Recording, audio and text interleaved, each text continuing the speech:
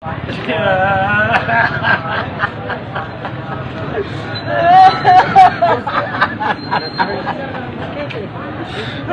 que suba que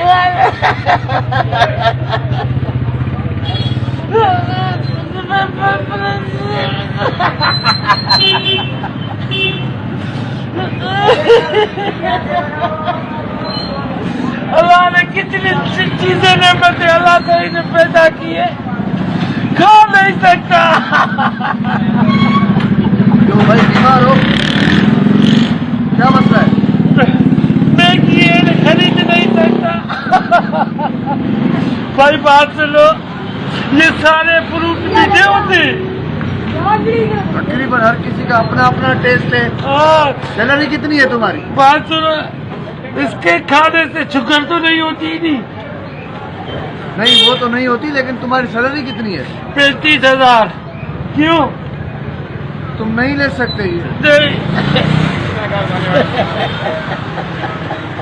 मेरी 60,000 salary है, मैं नहीं खा सकता ये फ्रूट गंजे।